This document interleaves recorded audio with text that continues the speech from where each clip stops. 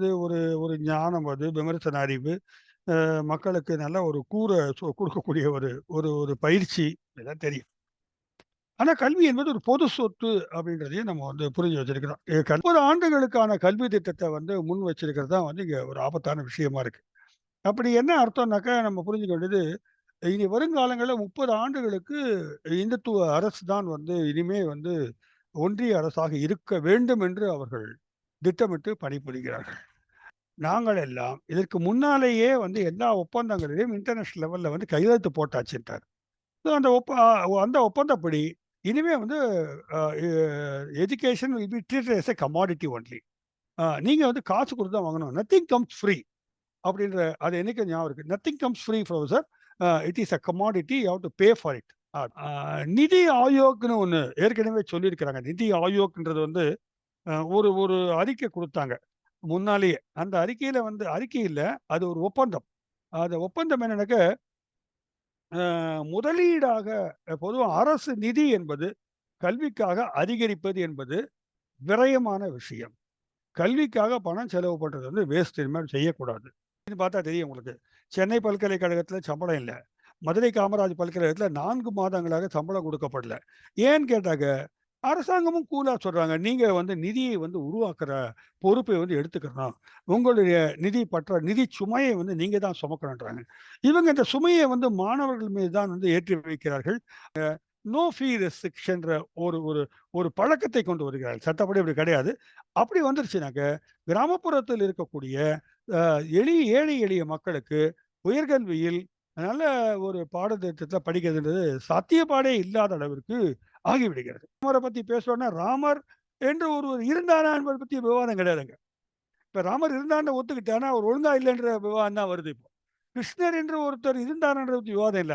கிருஷ்ணர் இருந்தாரு. ஆனா சரியில்லைன்றது விவாதம் வருது. அப்ப என்னன்னாக்க, அ வ ஒரு புராணத்தை வந்து வரலாறாக மாற்றக்கூடிய அளவிற்கான ஒரு ஒரு யுக்தியை வந்து அவர்கள் பயன்படுத்தி கொண்டு வந்துவிட்டத பார்க்குறோம். அப்ப நாங்க ஃபண்டிங் குடுக்குறாங்க. எதுக்கு ஃபண்டிங் குடுக்குறாங்க? செமினார் நடத்துறதுக்கு, கருத்தரங்கு நடத்த, ஆராய்ச்சி பண்ண, எது தலைப்பா இருக்கணும்? அது இந்துத்துவா தலைப்பா இருக்கணும். பெரும்பாலான பேராசிரியர்கள் ரூ. 40,000 குடுக்குறான், 2,00,000 குடுக்குறான். இதுக்காக யுஜிசி மூலமாகவோ, அல்லது வேற ஃபண்டிங் ஏஜென்சி மூலமாகவோ, எந்தெந்த தலைப்புகளுக்கு பணம் கொடுக்கப்பட்டிருக்கின்றதை பார்த்தால், என உறுதியாக சொல்வேன். பெரும்பாலும் வந்து இம்மாதிரியான அ ப உளுத்துப் போன, புராதனமான, பழமையான அந்த மனுநீதியினுடைய அ வேல்யூஸ மீட்டெடுக்கக்கூடிய தலைப்புகளுக்கு தான் வந்து அவங்க ஃபண்டிங் பண்றாங்க. அடிப்படை தேவை வந்து மனிதர்கள் டிக்னிட்டியோட, சமத்துவத்தோட டீல் பண்ணக்கூடிய விஷயம் இருக்கு. ஒரு தர ஒரு ஒரு ஒரு பிரிவினர் வந்து முன்னேறி சென்று விட்டார்கள். ஒரு பிரிவினரால இன்னும் இன்னும் முடியல. மூச்சு திணறிட்டு இருக்காங்க. அப்போ 2 பேரும் ஈக்குவலா ரேஸ்ல ஓட வைக்கிறது. அதுக்கு நெ நெ இந்த இந்த எக்ஸாம், அந்த எக்ஸாம், நீட் எக்ஸாம். நீட்ட பத்தி மட்டும் பேசிட்டு இருக்கோம். நீட்ன்றது ஒரு குறிப்பிட்ட மெடிக்கல் ஆஸ்பைரன்ட்ஸ்க்கான ஒரு ஒரு விஷயம். ஆனால் இன்னைக்கு வந்து யுஜி சேர்றதுக்கு, பிஏ சேர்றதுக்கே வந்து என்ட்ரன்ஸ் வச்சுட்டான். சிஆர்டி டோட்டலா வந்து அவங்க கைக்கு போயிடுச்சு. அதே மாரி யுஜிசி டோட்டலா அவங்க கைக்குள்ள போயிருச்சு. ஆ உயர் மட்டத்தில 12 பேர் கொண்ட ஒரு கமிட்டிய ஃபார்ம் பண்ணாங்க. கஸ்தூரிரங்கன் மூலமா பிற்காலத்தில. எதற்காகனாக்க, எல்லா கல்வி திட்டங்களிலும் இந்த வலதுசாரி கல்வியை எப்படி புகுத்துவது? அதுக்கு பேர்லாம் விதவிதமான பேர் வைக்கிறாங்க அவங்க. அது வந்து வேல்யூ எஜுகேஷன் சொல்றாங்க. அ பு ஆனா இந்தியன் ஹிஸ்டரி புக்ஸ் எல்லாம் வந்து மாத்துறதுக்காக வேலைகள் பார்த்து பாதி முடிஞ்சு போச்சுங்க எல்லாம். நம்மளால வந்து தோண்டி எடுக்கிறதுக்கு முன்னாலேயே, நம்ம நம்ம கூவிக்கிட்டு இருக்கும்போதே அவன் வந்து வேலைய முடிச்சுட்டான். தேசிய கல்விக் கொள்கை குறித்து அ ரொம்ப பேசிக்கிட்டே இருக்கிறோம். அ எனக்கு தெரியுது அது. அது பெரும்பாலும் வந்து எல்லாருக்குமே மனப்பாடம் ஆயிப்போச்சு.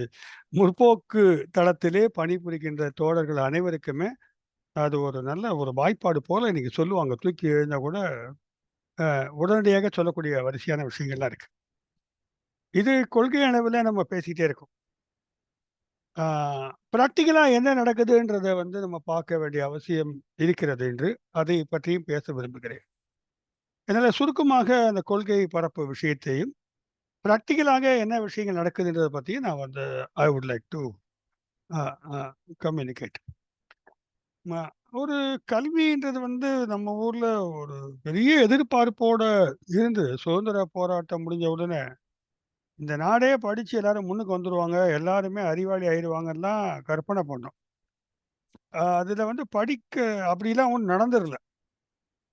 ஒரு ஜனநாயகமான நாடு, மதச்சார்பற்ற சிந்தனை, சாதியம் ஒழிஞ்சிருன்றது வந்து கூட சாதாரண மக்கள் நினைத்திருக்கக்கூடும்.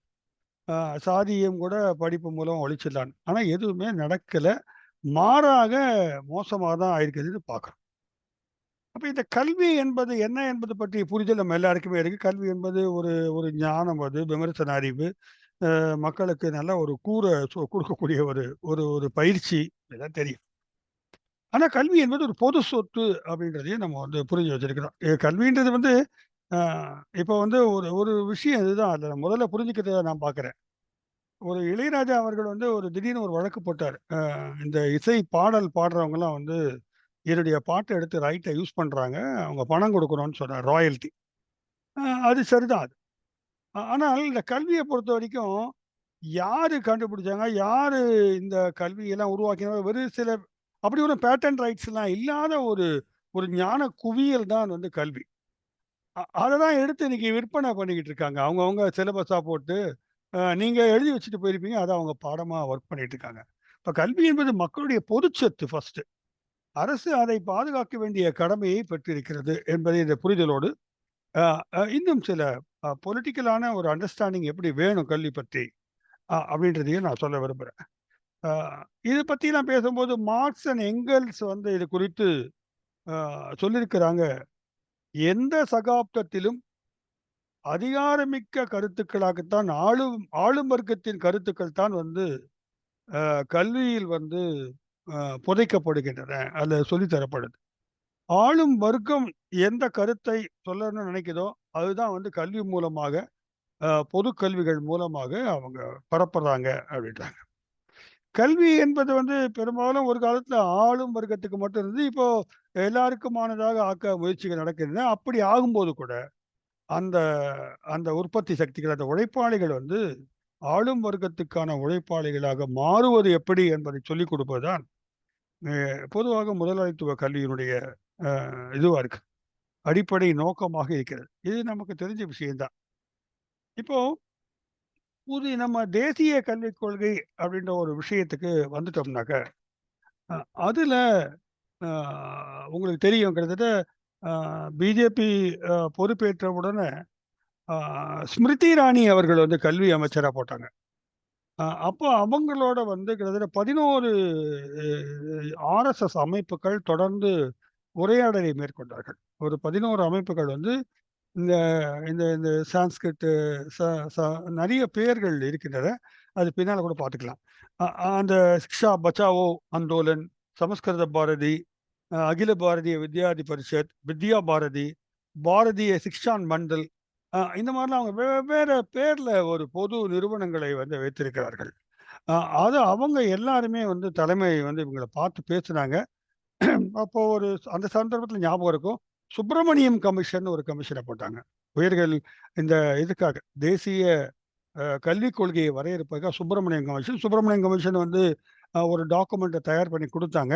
ஆனா, அந்த டாக்குமெண்ட் வந்து வெளிய வரல. அதுக்கு பிறகு தான் வந்து கஸ்தூரிரங்கன் கமிஷன போடுறாங்க. மீண்டும் போடுறாங்க. ஏன் அது வரலன்னு பார்த்தாக்கா, ஆர்எஸ்எஸ்னுடைய அடிப்படையான வலியுறுத்தல்களை வந்து அது உள்ளடக்கியதாக இல்லை, போதுமானதாக இல்லை என்ற ஒரு கருத்து சொல்லப்பட்டது. அதனால அத அப்படியே வந்து தூக்கி போட்டாங்க.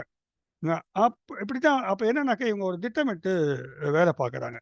அ ஒரு 30 ஆண்டுகளுக்கான கல்வி திட்டத்த வந்து முன் வச்சிருக்கிறது தான் வந்து இங்க ஒரு ஆபத்தான விஷயமா இருக்கு. அப்படி என்ன அர்த்தம்னாக்கா நம்ம புரிஞ்சுக்க வேண்டியது, இனி வருங்காலங்கள்ல 30 ஆண்டுகளுக்கு இந்துத்துவ அரசு தான் வந்து இனிமே வந்து ஒன்றிய அரசாக இருக்க வேண்டும் என்று அவர்கள் திட்டமிட்டு பணிபுரிகிறார்கள். இதற்காக வந்து பரந்த அளவுல வந்து ஒரு நெட்வொர்க்க வந்து கிரியேட் பண்ணி நேஷனல் லெவல்ல வச்சிருக்கிறாங்க. அவங்க குடுக்குற அந்த ப்ரொபோசல்ஸ் தான் வந்து இந்த தேசிய கல்விக் கொள்கையாக வந்திருக்கிறது. கஸ்தூரி ரங்கன் கமிட்டியில இருந்தவங்கள பத்தி கூட நமக்கு தெரியும். அவங்க எல்லாருமே வந்து வெவ்வேறு இந்த மாரி பின்னணி கொண்டவர்கள் தான்.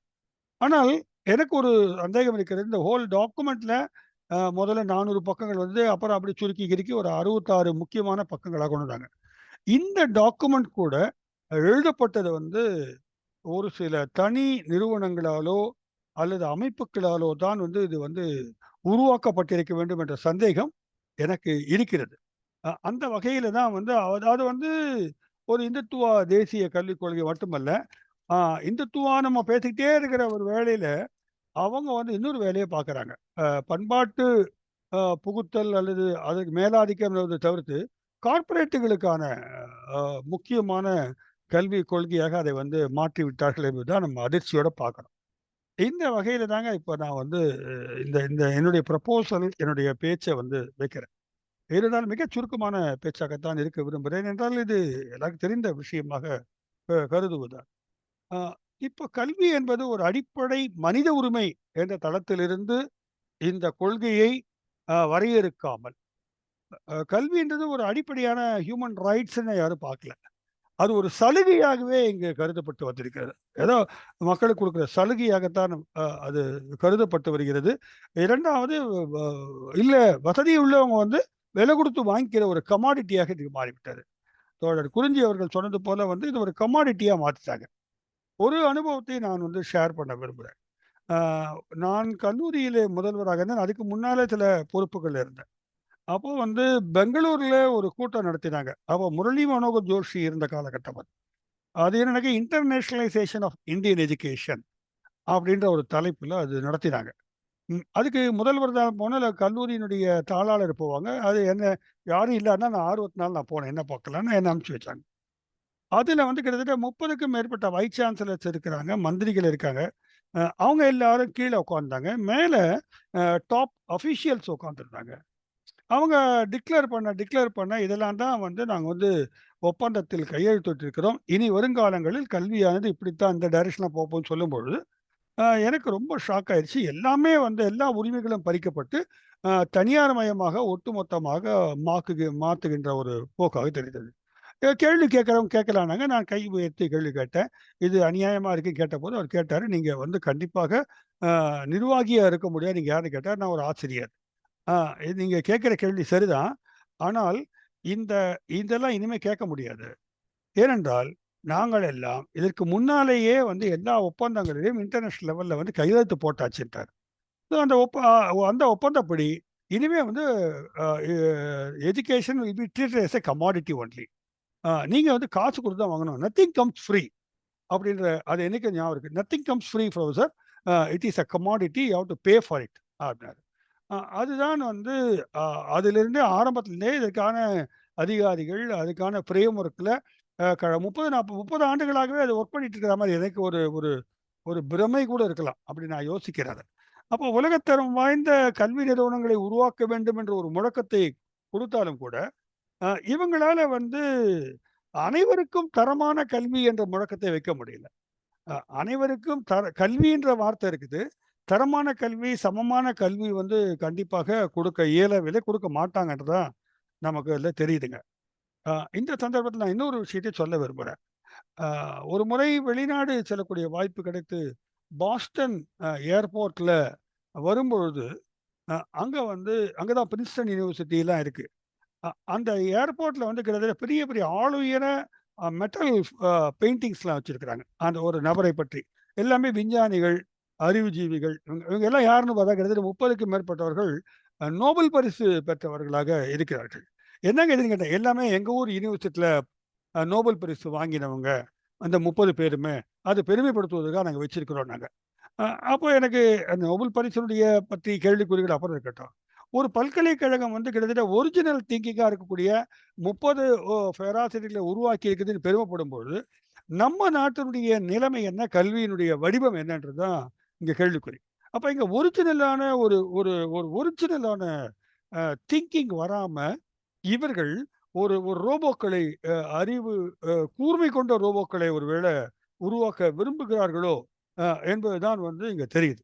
இந்த அளவுல தான் வந்து கல்வி திட்டம் எப்பயுமே 1986ல ராஜீவ் காந்தி அவர்கள் கொண்டு வந்த பொழுதும் அப்படித்தான் இருந்தது. இப்பொழுதும் அது அப்படித்தான் இருக்கிறது. ஸோ இந்த அடிப்படையில வந்து மூளை உழைப்பாளிகளை உருவாக்குவது தான் எங்களுடைய குறிக்கோளா இருக்கு. சரி நல்லது. பரவாயில்ல. அ ஏதோ ஒரு தொழில் கிடைச்சா சரி. இன்னைக்கு ஐடி கம்பெனில ரூ. 30,000 சம்பளத்துக்கு பையன் போனதால பிழைக்கிற குடும்பங்கள பார்த்து நாடு முன்னேறிச்சுன்றாங்க. நாட்டினுடைய முன்னேற்றம் என்பது அறிவு சார்ந்த முன்னேற்றமாகவும் இருக்க வேண்டும் என்பதற்கு ஒரு புறம் இருந்தாலும், அந்த அறிவு முன்னேற்றத்தை கொடுக்க வேண்டியது வந்து பல்கலைக்கழகங்களும், கல்வி நிறுவனங்கள் தான். ஆனால் அதற்கான திட்டமிடுதல்ல வந்து அந்த அந்த அறிவு சார்ந்த முன்னேற்றத்தை வந்து அவர்கள் வந்து முன்னிறுத்தாமல், ஆ பழமையை நோக்கித்தான் செல்வது நமக்கு தெரியுது. இதன் அடிப்படையில பார்க்கும்போது, தரமான கல்விய வந்து குடுப்பது இல்லை என்பது ஒரு புறம் இருந்தாலும், அ மறுபுறம் பார்த்தீங்கன்னாக்க, அ அ நிதி ஆயோக்ன்னு ஒண்ணு ஏற்கனவே சொல்லியிருக்கிறாங்க. நிதி ஆயோக்ன்றது வந்து ஒரு ஒரு அறிக்கை குடுத்தாங்க, முன்னாலேயே. அந்த அறிக்கையில வந்து அறிக்கை இல்ல, அது ஒரு ஒப்பந்தம். அந்த ஒப்பந்தம் என்னன்னாக்க, முதலீடாக பொதுவா அரசு நிதி என்பது கல்விக்காக அதிகரிப்பது என்பது விரயமான விஷயம். கல்விக்காக பணம் செலவு பண்றது வந்து வேஸ்ட். இது மாரி செய்யக்கூடாது. அப்படின்ற ஒரு இத குடுத்தாங்க. அப்ப என்ன பண்ணுனாக்க, ஒவ்வொரு பள்ளிக்கூடமும் அல்லது உயர்கல்வியும் என்ன செய்யணும்னாக்க, வெவ்வேறு நிறுவனங்களோடு இணைந்து அவங்க வந்து பணத்த வந்து தயார் செய்து கொள்ள வேண்டும். அந்த அந்த முதலீடு இனிமே அரசாங்கம் செய்யாது. அப்படின்ற ஒரு உத்தரவாதத்த இத குடுத்தாங்க. வலியுறுத்தல. இனிவரும் காலங்களில் ஆசிரியர்களின் ஊதியம் என்பது கூட, நான் சொல்றது வந்து 2016லயே இந்த டாக்குமெண்ட்ல இருக்கு. வரும் காலங்கள்ல ஆசிரியர்களுடைய ஊதியம் என்பது கூட, அந்த அவங்க தான் உருவாக்கணும். உருவாக்கணும் அப்படின்ட்டாங்க. அப்போ 2017 ஜெனரல் பினான்சியல் ரூல்ஸ்ன்னு ஒரு ரூல் படி, எல்லா மத்திய பல்கலைக்கழகங்கள் ஒரு ஒப்பந்தத்தில் கையொப்பமிட்டார்கள். அது என்னன்னாக்கா, மாணவர்கள் சேர்க்கையை அதிகரிக்க வேண்டும். அதன் மூலம் அ பி அவங்கட்ட ஃபீஸ் அதிகமா வாங்கணும். அதன் மூலமா கல்வி கட்டணத்தை அதிகமாக்கணும். அப்படின்றதெல்லாம் வந்து அப்படியே வந்து ஒரு ஒரு டாக்குமென்டேஷன் பண்ணி எழுதி வாங்கிட்டாங்க. அப்போ இதெல்லாம் நம்ம வந்து பார்க்கும்பொழுது என்னன்னா, யாருக்கு இது பாதிப்பாகிறது என்றால், மேல்தட்டு வர்க்கம் வந்து ஏதோ ஒரு அளவுக்கு நடுவுல இருக்கிறவன் கூட பொழச்சுக்கிறான். இந்த ஓரங்கட்டப்பட்டவர்கள், ஒடுக்கப்பட்டவர்கள் வந்து தரமான கல்வி என்று சொல்லப்படுவதை, அது கூட சொல்லப்படுவதா நான் பார்க்குறேன். அதுக்கு ஒரு ஃபேன்சி, அதுக்கு ஒரு ப்ரமோஷன். நான் இந்த மாரிலாம் ஒரு விளம்பரங்கள் வரும்னு நெனச்சு கூட பார்க்கல. கல்விக்கு வந்து இவ்வளோ விளம்பரங்கள் வர வர ஆரம்பித்து வந்து ஆஸ்பத்திரியிலும் வருது. அப்போ அவங்களால வந்து இத வந்து கண்டிப்பாக வந்து வாங்க முடியாது இந்த கல்விய. அந்த பள்ளி கல்விக்கு கிட்டத்தட்ட போய் நிக்க முடியாதுன்றது நமக்கு தெரியும். தேசிய கல்விக் கொள்கை எடுத்துக்கிட்டாக்க, அது அதனுடைய அதனுடைய பிரியாம்பிள்ல கூட கல்வி உரிமை சட்டத்தின் மூலமாக எந்த வகை முயற்சிகள் இதுவரைக்கும் மேற்கொள்ளப்பட்டிருக்கிறது? நாட்டுல வந்து தரமான கல்வி கொடுக்கப்பட்டதா? ஏன் கொடுக்கப்படவில்லை? என்னென்ன பிரச்சனைகள்? என்பதெல்லாம் பத்தி பேசுறது. அனைவருக்குமான தரமான கல்வி ஏன் கொடுக்கப்படவில்லை? ஏன் ஒடுக்கப்பட்ட இன மக்களுக்கான கல்வி வாய்ப்புகளானது என்னதான் சொன்னாலும் மிக குறைவா இருக்கு. 7 அது நெறைய புள்ளிவிவரங்கள் இருக்கு. 7%, 10%, 12%. அப்ப இவங்களுக்கெல்லாம் ஏன் குடுக்க முடியல? இதற்கான ஒரு திட்டத்தை யோசிக்காமல், இவர்கள் வேறு ஏதோ ஒரு திட்டத்தை ஃபேன்சியா முன்வைக்கிறாங்க. வெளிநாட்டில இருக்கக்கூடியவங்கலாம் இல்ல மெம்பரா இருந்து அவங்க வைக்கிறாங்க. அப்ப ஒவ்வொரு உயர்கல்வி நிறுவனமும் வந்து தன் பணத்தை சம்பாதிக்க வேண்டும் என்பது அன்னைக்கு சொன்னாங்க. அது அந்த அந்த குறிக்கோளுடைய அடிப்படை என்ன என்றால், சமூக நீதி மரண சாசனத்துடைய முதல் அடி அதுதான். அது என்னன்னா இப்ப இன்னைக்கு வந்து அது தெரியுதுங்க. எப்படி தெரியுதுன்னு பார்த்தா தெரியும் உங்களுக்கு. சென்னை பல்கலைக்கழகத்தில சம்பளம் இல்ல. மதுரை காமராஜ் பல்கலைக்கழகத்தில 4 மாதங்களாக சம்பளம் கொடுக்கப்படல. ஏன்னு கேட்டாக்க, அரசாங்கமும் கூலா சொல்றாங்க. நீங்க வந்து நிதியை வந்து உருவாக்குற பொறுப்பை வந்து எடுத்துக்கணும். உங்களுடைய நிதி சுமையை வந்து நீங்க தான் சுமக்கணுன்றாங்க. இவங்க இந்த சுமைய வந்து மாணவர்கள் மீது தான் வந்து ஏற்றி வைக்கிறார்கள். அல்லது தவறான முறையில குடுத்த பணத்த செலவு பண்ணிட்டீங்கன்ற குற்றச்சாட்டு வைக்கிறாங்க. அது வேற விஷயம். ஆனால் அரசு வந்து கொஞ்சம் கொஞ்சமா வந்து பண்ண தொடங்கி விட்டது என்பதை நம்ம பார்க்கிறோம். இது ஒரு புறம் வந்து நிதி குறித்த விஷயமாக நம்ம பார்க்கிறோம். ஆனால் நான் வந்து இன்னும் ஒரு சில விஷயங்கள உங்களுக்கு இந்த சமயத்தில கொண்டு வர விரும்புறேன். என்ன நடக்குதுனாங்க, யுஜிசி வந்து தொடர்ந்து யுனிவர்சிட்டி கிராண்ட்ஸ் கமிஷன் என்பதையே ஒழிச்சு விட்டு, அவங்க நாலேட்ஜ் கமிஷன் என்பது வைக்கப் போகிறார்கள். அதுக்கு வந்து அதுக்கு மேல வந்து மோடிஜி தலைமையில ஒரு அமைப்பு வைக்கணும்னாங்க. அது வைக்கல கடைசியில. இந்த யுஜிசியினுடைய புதிய விதிகள் அவ்வப்போது வந்து கொண்டே இருக்கின்றன. அதனுடைய நோக்கம் என்னவாக இருக்கிறது என்று பார்த்தால், ஒரு சென்ட்ரலைஸ்டு பவர வந்து உயர்கல்வியில அவங்க கொண்டு வராங்க. அவங்க வந்து எல்லாத்தையும் அவங்க கண்ட்ரோலுக்கு கொண்டு வந்துட்டாங்க. ஆனா, அ ஆனா இன்னொரு பக்கம் பார்த்தீங்கன்னாக்க, நிதி வழங்குவதை வந்து அவர் குறைத்து விட்டார்கள். இப்ப வந்து தன்னாட்சி கல்லூரிகளுக்கெல்லாம் ரூ. 20,00,000 குடுத்துக்கிட்டு இருந்தாங்க ஒரு காலத்துல. கடந்த 5 ஆண்டுகளாக அந்த நிதியானது பெருவாரியான தன்னாட்சி கல்லூரிகளுக்கு கொடுக்கப்படுவது இல்லை. இந்த தன்னாட்சி என்பதுடைய கான்செப்ட்டே வந்து முதல்ல வந்து ஒரு பணம் குடுத்தாங்க. பணம் குடுத்து நீங்கள்லாம் தன்னாட்சி ஆயிட்டாங்க. அவங்கலாம் வந்து ஃபீஸ்ல வந்து மாற்றம் பண்ண முடியாது. நிதியில வந்து தன்னாட்சி கிடையாது. அகாடமிக்காக தான் தன்னாட்சின்றது சொன்னாங்க. ஆனால் அப்படியே அதை புது புது பாடத்திட்டங்களை கொண்டு வந்தாங்க. அப்பப்போ 2,00,000 கொடுத்தாங்க, வருஷத்துக்கு 4,00,000 கொடுத்தாங்க. திடீரென்று 10,00,000 ஆக்கிறாங்க. அப்புறம் 20,00,000னாங்க. எல்லா கல்லூரிகளும் தன்னாட்சி ஆவதில் வந்து ஆர்வம் காட்டின. பெரும்பாலான கல்லூரிகள் தமிழகத்திலே தன்னாட்சி ஆகிவிட்டன. அதாவது அரசு உதவி பெறும் கல்லூரிகளை பற்றி நான் பேசுகிறேன். அரசு உதவி பெறாத கல்லூரிகளும் தன்னாட்சி என்று சொன்னால் ஒரு மரியாதை நினைச்சிட்டாங்க. கேரளாவில் மிக தயக்கம் காட்டி பின்னால வந்து அதை அவர்களும் கூட ஏற்றுக்கொள்ளக்கூடிய ஒரு சூழல் வந்து விட்டது. அவங்களே பாடத்திட்டத்தை உருவாக்குவாங்க. அப்ப நீ புதிதாக வந்த இந்த இந்த தேசிய கல்விக் கொள்கையில என்ன பண்ணிட்டாங்கனாக்க, இன்னொரு ஒரு ஒரு விலக்கு குடுக்குறாங்க. என்னன்னாக்க, தன்னாட்சி என்பது நிதி சார்ந்த தன்னாட்சியாக வைத்துக் கொள்ளலாம். நீங்க இஷ்டப்படி ஃபீஸ பே பண்ணலாம். இன்னொரு பாயிண்ட்டும் சொல்றாங்க. நீங்களே வந்து பட்டத்தை வழங்கி விடலாம். பல்கலைக்கழகங்கள் இனி தேவையில்லை. அப்ப பல்கலைக்கழகம் தேவையில்ல. நீங்களே பட்டம் குடுத்துறலாம். நீங்க இஷ்டத்துக்கு நிதி வாங்கிக்கிறலான்றத வந்து சொன்ன உடனே யுஜிசி என்ன பண்றாங்க? ஃபண்ட ஸ்டாப் பண்றாங்க. ஃபண்ட் குடுக்கறத நிறுத்தின உடனே, இந்த இந்த இந்த எல்லா ஆய்வுகளும் வந்து தடுமாறி போகின்றன. இது கல்லூரிகள் நீங்க விசாரிச்சு பார்த்தா தெரியும். எந்த எந்த விதமான எக்ஸ்டென்ஷன் ஆக்டிவிட்டியும் இல்ல.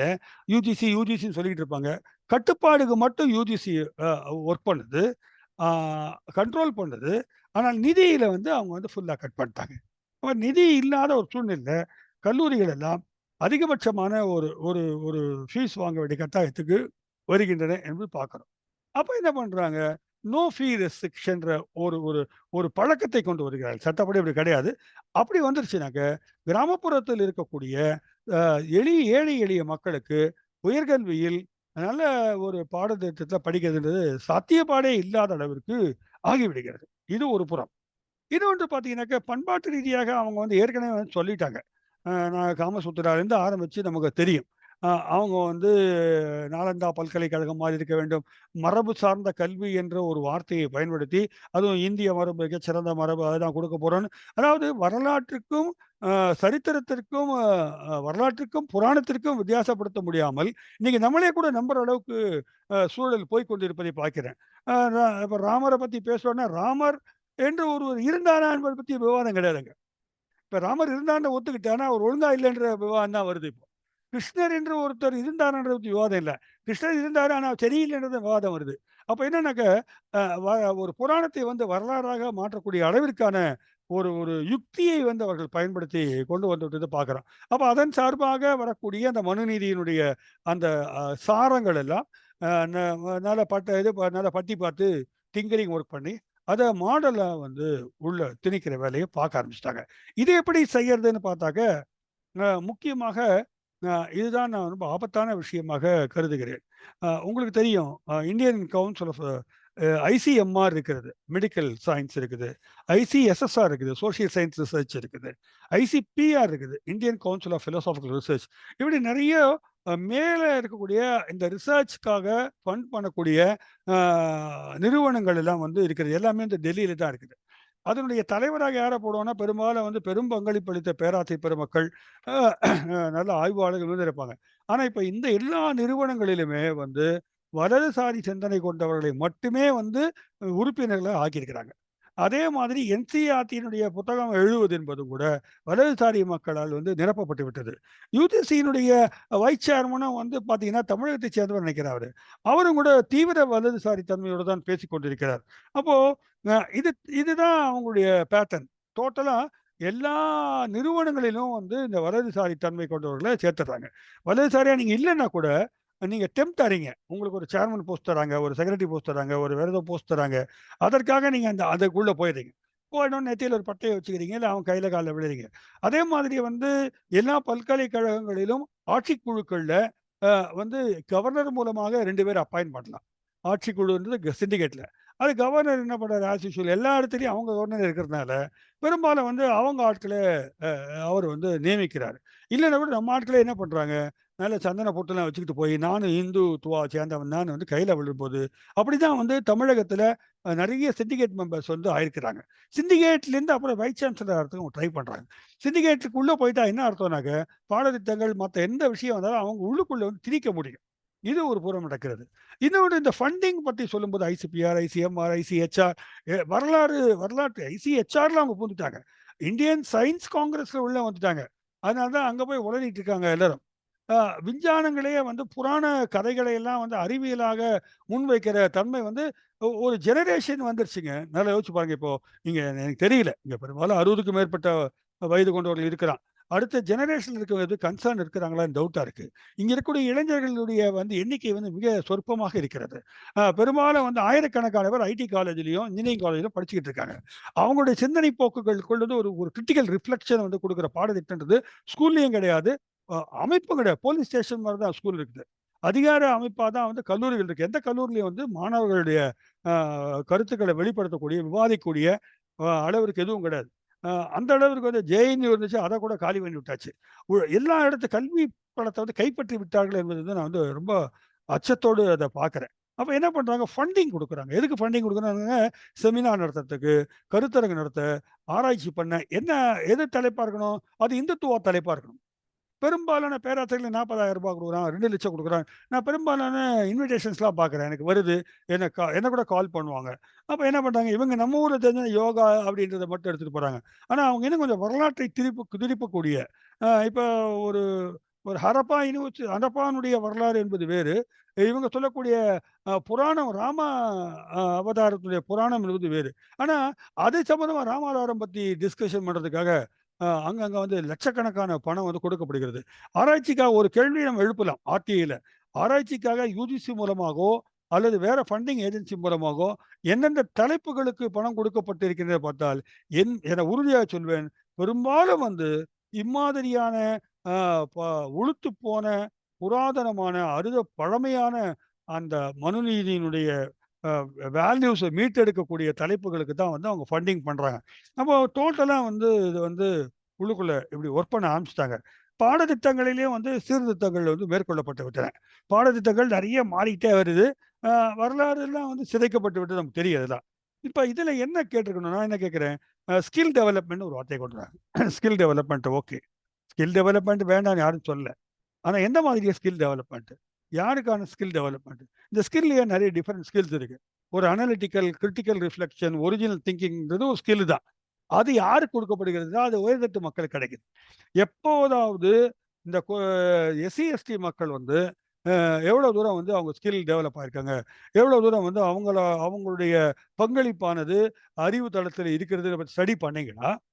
இல்ல அவங்களுக்கு வந்து வாய்ப்புகள் குடுத்து, அவங்கள இம்ப்ரூவ் பண்றதுக்கான விஷயங்கள் குடுத்தீங்களா? இல்ல இந்த நாட்டினுடைய அ ரொம்ப அடிப்படையான பிரச்சனை வந்து சாதி பிரச்சனை. இந்த சாதி பிரச்சனையை மாணவர்களுக்கு புரிய வேண்டும் என்பதற்காக, ஏதாவது ஸ்பெஷல் புரோகிராம்ஸ் டிசைன் பண்ணியிருக்கீங்களா? கல்லூரிகள்ல விவாதங்கள் நடத்தியிருக்கீங்களா? ஏன் சாதி கூடாதுப்பான்னு பேசியிருக்கீங்களா? சாதியம் வந்து அழிப்பதற்கான திட்டங்கள் ஏதாவது கல்வியில வச்சீங்களா? எதுவுமே இல்ல. அதற்கு மாறாக சாதியத்தை வளர்க்கக்கூடிய அளவுக்கு தான் வந்திருக்குது. அதனால தான் வந்து இப்போ வந்து இந்த குலத்தொழிலை நோக்கி இப்ப என்ன ஆயிடுச்சுனாக்க, இந்த குலத்தொழில்னு சொல்லிட்டே இருக்கிறோம். அது குலத்தொழில் இல்லன்னா கூட, அ மேல படிக்க முடியாத ஒரு சூழ்நிலை. டிராப் அவுட்ஸ் அதிகமாக்குற ஒரு சூழ்நிலை உண்டாக்குறாங்க. இப்போ வந்து என்ன ஆயிடுச்சுனாக்க, யுஜிசி வந்து இந்த 4 ஆண்டு இத கொண்டு வந்துட்டாங்க. ஹானர்ஸ் மாரி கொண்டு வந்துட்டாங்க. அது வந்து டைரக்ட்டா வந்து பிஹெச்டி போலான்ட்டாங்க. யுஜி படிக்கிறது 4 வருஷம். அது அது வந்து இன்டகிரேட்டட் கோர்ஸ்ன்றாங்க. அப்ப இதெல்லாம் வந்து எம்மாதிரியான திணிப்புன்னு பார்த்தீங்கன்னாக்க, இதுல வந்து 2 வருஷத்துல ஒருத்தர் விலகிட்டாருனாக்க, அவருக்கு ஒரு டிப்ளமோ குடுக்கலாம். 1 இயர்ல விலகிட்டாருன்னா சர்டிஃபிகேட் குடுக்கலாம். அப்படின்னும் பொழுது, ஒரு ஏழை மாணவன், ஒரு தாழ்த்தப்பட்ட வகுப்பிலிருந்து வர மாணவன், தான் 1 வருஷம் படிக்கும்போதே அவன் டிராப் அவுட் ஆகுறதுக்கான வாய்ப்புகள் நெறைய இருக்கு. திருப்பி வந்து விலகினவர் சேர்ந்து கொள்ளலாம். அப்படி யாரும் சேர போறதில்ல. அமெரிக்கால வந்து சாத்தியமாகும். ஒரு வேலைக்கு அவங்க ஸ்டைல் ஆஃப் சொசைட்டி வேற, அதனுடைய கல்ச்சர் வேற. இங்க வந்து நம்ம கைய புடிச்சு கூட்டு போய் ஸ்கூல்ல இருந்து கல்லூரில விட்டு, கல்லூரில அந்த இப்ப தமிழக அரசு குடுக்குறான் பாரு ஒரு ரூ. 1000 குடுத்து அவங்கள உட்கார வச்சு பெண்கள படிக்க சொல்லி, கொஞ்சம் கொஞ்சமா தான் நம்ம வந்து அந்த வளர்ச்சிய இன்னும் கொண்டு வரவே இல்ல நம்ம. அதற்கான திட்டங்களும் போடவில்லைன்றது தான் வந்து ரொம்ப விஷயமா இருக்கு. இப்போ இதுல இன்னொரு விஷயம் பார்க்குறோம். ஆ மாணவர்களையே தூதுவர்களாக்கி இந்த நேஷனல் எஜுகேஷன் பாலிசிய வந்து புராபகண்டா பண்றாங்க. கிட்டத்தட்ட 3000 மாணவர்கள் வந்து ட்ரெய்னிங் பண்ணாங்க. அப்போ புராபகண்டா பண்றதுக்காக. அ எ ஆசிரியர்கள ட்ரெய்னிங் பண்றாங்க. அப்போ விதைக்கப்படுகின்றன.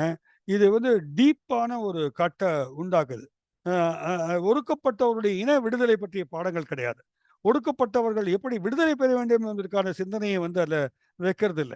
அதற்கு மாறாக இதுதான் சனாதனத்தினுடைய ஒரு விவேராக நான் பார்க்கிறேன். என்ன தனி மனிதனுடைய மனிதாபிமானம். நீ மனிதாபிமானத்தோடு இரு. அ அறிவியலோடு இரு. அதே போல வந்து தேசபக்தியோட இருக்குது. இந்த தேசபக்தின்றது வந்து நேஷனலிஸ்ட் டெண்டன்சியை வந்து அது சொன்ன மாதிரி ஃபாசிஸ்டுடைய ஒரு பேசிஸ் அது. அது கண்ணை மூடிக்கிட்டு வந்து வந்தே மாதரம் சொல்லிட்டு அவன் வந்து கொடியை பிடிச்சி துப்பாக்கி கொண்டு சேர்ந்து செத்து போயிருந்தான். எந்த கேள்வியும் கேட்கக்கூடாது அப்படின்ற ஒரு ஒரு ஒரு நிரந்தர மாற்றத்தை கொடுக்காத இம்மாதிரியான தனிமனித பண்புகளை பற்றி பேசுகின்ற கல்வி திட்டமானது ஒட்டுமொத்த சமுதாயத்தில் இருக்கக்கூடிய வேறுபாடுகளை களைவது குறிப்பதற்கான நினைச்சா செஞ்சிருக்கலாங்க. நினைச்சா யோசிச்சு பாருங்களேன். 80 வருஷம் ஆயிடுச்சுங்க. ஒரு பாடத்திட்டமே 1ஆம் கிளாஸ்ல இருந்து எல்லாம் ஒண்ணா உட்காருங்கப்பா. நீ என்னையா சாதி, என்னையா சாதியில என்னையா இருக்கு அப்படின்னு விவாதிக்க தொடங்கி இருந்தால் 10ஆம் கிளாஸ் வரும்போதே ஜாதி எல்லாம் போயிடும். கல்வியில வந்து நீங்க கொடுக்க முடியுன்ற நம்பிக்கை எனக்கு ஸ்ட்ராங்கா இருக்கு. அதற்கான நிறைய டெக்னிக்ஸ வந்து இவால்வ் பண்ணியிருக்க முடியும். பாடத்திட்டம் நீங்க அறிவியல்லாம் இவ்வளோ பெரிய புக் படிக்கிறாங்க. அதெல்லாம் தேவையில்லைங்க இந்த நாட்டுக்கு. இந்த நாட்டுக்கு அடிப்படை தேவை வந்து மனிதர்கள் டிக்னிட்டியோட, சமத்துவத்தோட டீல் பண்ணக்கூடிய விஷயம் இருக்கு. ஒரு தர ஒரு ஒரு ஒரு பிரிவினர் வந்து முன்னேறி சென்று விட்டார்கள். ஒரு பிரிவினர் இன்னும் இன்னும் முடியல. மூச்சு திணறிட்டு இருக்காங்க. அப்போ 2 பேரும் ஈக்குவலா ரேஸ்ல ஓட வைக்கிறது. அதுக்கு நெ நெ இந்த இந்த எக்ஸாம், அந்த எக்ஸாம், நீட் எக்ஸாம். நீட்ட பத்தி மட்டும் பேசிட்டு இருக்கோம். நீட்ன்றது ஒரு குறிப்பிட்ட ஆஸ்பைரன்ட்ஸ், மெடிக்கல் ஆஸ்பைரன்ட்ஸ்க்கான ஒரு ஒரு விஷயம். ஆனால் இன்னைக்கு வந்து யுஜி சேர்றதுக்கு, பிஏ சேர்றதுக்கே வந்து என்ட்ரன்ஸ் வச்சுட்டான். பிஏக்கு வச்சுட்டேன். பிஏ வேணும்னா அதுக்கு ஒரு என்ட்ரன்ஸ் போடும். இதுக்கு வேணா அதுக்கு ஒரு நேஷனல் லெவல்ல வந்து ஒரு ஏஜென்சிய வச்சிருக்கிறாங்க. தமிழ்நாட்டுல மட்டும் அப்பப்ப சில எதிர்ப்புகளை காட்டி இவங்க லெவல்ல வச்சுக்கிட்டு இருக்காங்க. மத்த மத்த மாநிலங்கள் எல்லாம் வந்து இத பத்தி விவாதமே நடக்கலைங்க. நான் கூட நேஷனல் கவுன்சில் எங்க ஃபோரத்துல பேசி பார்த்தோம். பல மாநிலங்கள்லேருந்து வரக்கூடியவங்க இத பத்தி எந்த விதமான கவலையும் கொள்ளவில்லை என்பதை நம்ம மனசுல கொள்ளணும். அப்போ ஒட்டுமொத்த இந்தியாவையும் வந்து இது ஆக்கிரமித்து விட்டது ஆக்டோபஸ் போல. அவங்க வந்து இத பத்தி கவலையும் படல. ஆ இது வந்து ஏன்னா ஜாதி உணர்வோ அவனுக்கு கவலைப்படல. சமதர்மம் வேண்டதும் கவலைப்படல. அந்த தடைக்கல்ல உடைப்பதை பற்றி எந்த விதமான ஒரு சிந்தனையும் வந்து வைக்கப்படலன்றது வந்து இந்த சமயத்துல ஆ சொல்ல விரும்புறேன். அப்ப என்னன்னா, தனியார் கிட்ட குடுத்துடணும் கல்விய. இந்த தனியார் மயமாக்குவது என்பதுதான் வந்து இவர்கள் நோக்கமாக இருக்கிறது. இந்த தனியார் மயத்துல போயிட்டாக்க அவன் கல்வி திட்டத்த அவனே உருவாக்கிருவான். அவனுக்கு என்ன சமத்துவத்தை பற்றி பேச வேண்டும் என்பது தேர்வுகள் மூலமாக மாணவர்கள அந்த அந்த பேய் அந்த அந்த ட்ரெய்னிங் சென்டர்ஸ், கோச்சிங் சென்டர்ஸ் அது மூலமா பணம் சம்பாதிக்கிறது. இப்படி எல்லாம் வந்து உருவாகக்கூடிய ஒரு அதாவது ஒருத்தர் ஒருத்தர் எழுதியிருந்தாரு. நான் நினைக்கிறேன் அ நம்ம நம்ம இவர் தான் நினைக்கிறேன். ம். ஐயா ம். பேராசிரியர் ஜவஹர் நேசன் நினைக்கிறேன். அவர் ஒரு குறிப்பு குடுத்தாரு. நல்ல அருமையான குறிப்பு. அதாவது அந்த காலத்துல ராதாகிருஷ்ணன் கமிஷன் வந்துச்சு. கொத்தாரி வந்து நேருவால் அடையாளம் காணப்பட்ட மிக முக்கியமான ஒரு சிந்தனையாளர். ரொம்ப கஷ்டப்பட்ட ஃபேமிலின்னு வந்தவர் அவர். அவரை பற்றி கூட நம்ம நிறைய ஆராய்ச்சி பண்ண வேண்டி இருக்கிறது. அ அப்போ இந்த இந்த மாரி பல்வேறு கமிஷன் வந்தாலும், இத்தனை கமிஷன்ல எல்லாம் இல்லாத அளவுக்கு மிக மிக அ மோசமான எல்லா மோசமான அம்சங்களையும் கொண்ட ஒரே அ கல்வி கொள்கை என்பது இவர்கள் வெளியிட்ட தேசிய கல்விக் கொள்கை அப்படின்னு சொல்றாரு. அப்போ அவ்வளவு தீமை நிறைந்த ஒரு கல்விக் கொள்கையாக இது இருக்கிறத வந்து நம்ம இதுல பார்க்கிறோம். இதுதான் அதுதான். இன்னொரு விஷயம் வந்து ம் பொதுவாக ஆ கல்வி திட்டங்களை செயல்படுத்தும் போது அரசு துறைகள், அதை எந்திரங்களை வைத்து செய்வார்கள். ஆனா இவங்க வந்து மக்களை வச்சே செய்ய ஆரம்பிச்சுட்டாங்க. இந்த பாசிசம் வந்து எப்படி ஆகுதுனாக்க, அ மக்களை வந்து மூளைச்சலவை செய்வது என்பது. இப்ப நம்ம ஊர்லயே பாருங்களேன், நெறைய பேர் வந்து வலதுசாரி தன்மையோட பேசத் தொடங்கி விட்டார்கள். அப்படி ஒரு சிந்தனையும் கிடையாது. இப்ப கொஞ்சம் கொஞ்சமாக அந்த புரோபகண்டா பண்றது, அதற்கான திட்டமிடுதல், அந்த வேலையில வந்து அவர்கள் மக்களைக் கொண்டே வந்து இந்த விஷயத்தை வந்து சாதிக்க நினைப்பார்கள்.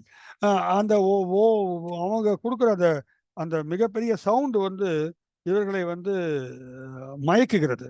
எந்த கல்வி திட்டத்திலயாவது எனக்கு நான் படிச்சு பார்த்தேன். நெறைய கட்டுரைகள் எழுதிட்டோம். அதுல சமூக நற்பண்புன்றத பத்தியோ, அறிவியல் சிந்தனைகள் பற்றியோ, பகுத்தறிவு பத்தி பேச வேண்டும் என்பது அதெல்லாம் பத்தி எதுவுமே கிடையாது. அதுக்கு மாறாக நீங்க நீங்க பின்னால போய் பாருங்க. ஜோசியத்த படிங்க. ஒரே நிமிஷம் சொல்றேன். ஆன்லைன் எஜுகேஷன் கொண்டு வந்துரும். பிரைவேடைஸ் பண்ணுவோம்னாங்க. இப்ப அதனுடைய விளைவு பாருங்க. ஆன்லைன்ல டிகிரி குடுக்குறாங்க. அ அத டிக்ளேர் பண்ண உடனே யுஜிசி டிக்ளேர் பண்ண உடனே நாங்கலாம் புரொட்டஸ்ட் பண்ணோம். டிக்ளேர் பண்ண உடனே தமிழ்நாட்டிலிருந்து அ அ உடனடியா வந்து அப்ளிகேஷன் போடலாம். யார் வேணா போடலாம். எந்த கல்வி நிறுவனமும் அதுக்கு போடலாம். எதுக்குனாக்கா, ஆன்லைன் மூலமாக நீங்க வந்து தபால் கல்வி போல ஆன்லைன் மூலமாக பட்டம் குடுக்கலாம். அப்படி ஒரு பட்டம் குடுக்கணும்னாக்க, இவங்க என்ன பண்றாங்கனாக்க, யாரு இந்த கல்வி நிறுவனங்கள்ல அப்ளை பண்றாங்க. அப்ளை பண்ணதுல தமிழ்நாட்டுல முதல் முதல் கல்லூரியாக 2 நிறுவனங்கள் பெற்றன. ஒண்ணு ஐஐடி. ஐஐடில பிகாம் தொடங்குறாங்க. ஐஐடிக்கும் பிகாம் என்ன சம்பந்தம்? 10,000 பேர் சேர்றான் ஒரே நாள்ல. பணம் வருது. அப்ப IIT wants to make more money. இப்ப ஐஐடிய வந்து அதனுடைய குவாலிட்டி ஆஃப் ரிசர்ச்ச விட, அது எவ்வளோ பணம் சம்பாதிக்கிறத வச்சு தான் வந்து இந்த சூப்பர் ஸ்டார் ஸ்டேட்டஸ் மாரி பார்க்குறாங்க. இன்னொரு கல்லூரி வந்து சாஸ்திரா பல்கலைக்கழகம். சாஸ்திரா பல்கலைக்கழகம் வந்து என்ன பாடத்த வைக்கிறான்னாக்க, பிஎஸ்சி ஜோசியம்னு வைக்கிறான். ஜோதிட கலைக்கு ஒரு படிப்பு வைக்கிறான். அதுக்கு அப்ரூவல் குடுக்கணும் ஆன்லைன்ல. ஓகே. அது எத்தன பேர் படிக்க போறான்? எப்படி கத்துக் குடுக்க போறான்? அதெல்லாம் ஒரு சவாலான விஷயம் தான். ஆனா நான் எதுக்கு சொல்ல வரேன்னாக்க, ஆன்லைன் மூலமாக அவங்கவங்க வந்து ஆரம்பிச்சு, அவங்கவங்க டிகிரி குடுக்குறாங்க. இப்ப மதுரை காமராஜ் பல்கலைக்கழகத்தில அந்த அளவுக்கு எக்யூப் பண்ணல அவங்க.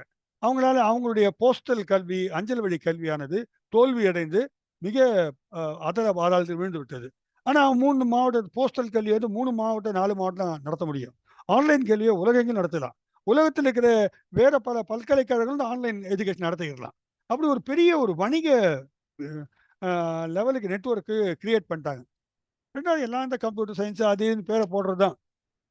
திருப்பி திருப்பி பழைய கம்ப்யூட்டர் சயன்ஸ், பழைய பேப்பர் இத வச்சுக்கிட்டே அந்த அந்த அந்த புதிய old wine in a new bottle தான். புது பாட்டில போட்டு அதை விற்பனை பண்ணிக் கொண்டிருக்கிறார்கள். நேரம் அதிகமாக கடந்து கொண்டிருப்பதால், நான் இன்னும் ஓரிரு நிமிடங்களில் முடித்துக் கொள்கிறேன் என்பதை தெரிவித்துக் கொள்கிறேன். அ நெறைய நெறைய விஷயங்கள் இருக்கு. ஆனால் என்சிஇஆர்டி டோட்டலா வந்து அவங்க கைக்கு போயிருச்சு. அதே மாரி யுஜிசி டோட்டலா அவங்க கைக்குள்ள போயிருச்சு. ஆ உயர் மட்டத்தில 12 பேர் கொண்ட ஒரு கமிட்டிய ஃபார்ம் பண்ணாங்க கஸ்தூரிரங்கன் மூலமா பிற்காலத்தில. எதற்காகனாக்க, எல்லா கல்வி திட்டங்களிலும் இந்த வலதுசாரி கல்வியை எப்படி புகுத்துவது? அதுக்கு பேர்லாம் விதவிதமான பேர் வைக்கிறாங்க அவங்க. அது வந்து வேல்யூ எஜுகேஷன் சொல்றாங்க. அ பு ஆனா இந்தியன் ஹிஸ்டரி புக்ஸ் எல்லாம் வந்து மாத்துறதுக்காக வேலைகள் பார்த்து பாதி முடிஞ்சு போச்சுங்க எல்லாம். நம்மளால வந்து தோண்டி எடுக்கிறதுக்கு முன்னாலேயே நம்ம நம்ம கூவிக்கிட்டு இருக்கும்போதே அவன் வந்து வேலைய முடிச்சுட்டான். அப்போ அந்த அளவுக்கு வந்து உள்ள ஊடுருவி விட்டது அது. இதை இதை வந்து இதை இதை எதிர்க்க வேண்டும் என்றால் மக்கள் திரள் தான் முக்கியம். அ மோடி வந்து என்ன பண்றாரு? இதெல்லாம் அ இதெல்லாம் வந்து அவங்களுடைய அ பூர்வீக திட்டம் இதான். எப்படியாவது கொண்டு வந்து கோ கோல்வால்கர பத்தியும், ஆர்எஸ்எஸ் உடைய வேல்யூ பேஸ்ட் அந்த எஜுகேஷன் சிஸ்டத்தையும் உள்ள கொண்டு வரதுக்காக தான் அவங்கலாம் உள்ள வந்திருக்கிறாங்க. அவங்க இறந்தாலும் அடுத்த தலைமுறை பார்த்துக்கணும்னு திட்டம் போட்டு அதுக்கு அடையாளப்படுத்தி வச்சிருக்காங்க. அடுத்த 30 ஆண்டுக்கு இதான் கல்வின்னு சொல்லியிருக்கிறாங்கன்னா, இதை உடைப்பது என்பதும், இதை எதிர்ப்பது என்பதும் வந்து ஆ இந்திய மக்களுடைய கடமை. ஆனா இந்திய மக்கள் யாருக்கும் புரியல. இந்தியால வேற எந்த ஸ்டேட்லயும் பெரிய அளவுக்கு ஒரு சில ஆ அறிவுஜீவிகளை தவிர யாரும் வந்து இத பத்தி புரொட்டஸ்ட் பண்ணலங்க.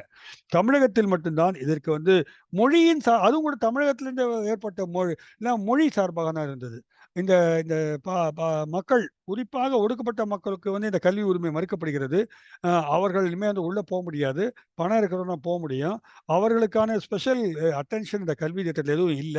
2வது சாதி ஒழிப்புக்கான விஷயங்கள் எதுவுமே இல்ல என்பத பத்தி எல்லாம் முன்னிறுத்தி வந்து பேச வேண்டிய கட்டாயம் இருக்கிறது. இனி பல்கலைக்கழகங்கள் எல்லாம் வந்து இழுத்து மூடப்படலாம். அல்லது தனியாரிடம் வசம் ஒப்படைக்கப்படலாம்ன்றது கூட இந்த தேசிய கல்விக் கொள்கையினுடைய விளைவாகத்தான் ஏற்படுகிறது.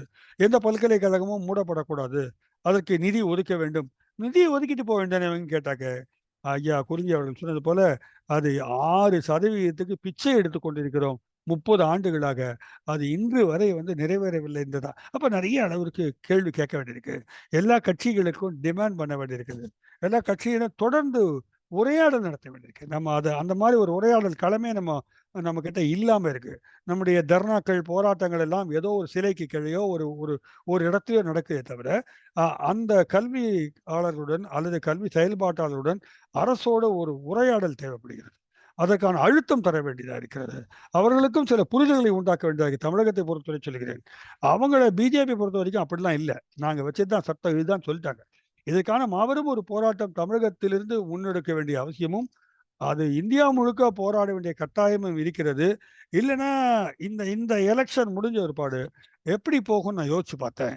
அ முற்றிலும் வந்து திணிக்கப்படும். எல்லாத்தையும் தூக்கி எறிஞ்சிருவாங்க. புல்டோஸ் பண்ணிட்டு போட்டுருவாங்க. இந்த வைஸ் சான்சலர்லாம் இனிமே கவர்னர் தான் சுப்ரீம் பவரா இருப்பாரு. இனிமே கவர்னர்லாம் பண்ண முடியாது. அப்ப நம்ம என்ன செய்ய போறோம்ன்றது முன்னால இருக்கிற மிகப்பெரிய சவாலாக இருக்கிறது. இந்த கவலையை நான் உங்களுடன் பகிர்ந்து கொள்ள வாய்ப்பு கொடுத்ததுக்கு, இந்த நேரம் கொடுத்ததுக்கு மனமார்ந்த நன்றியை தெரிவித்துக் கொள்கிறேன். நன்றி, வணக்கம்.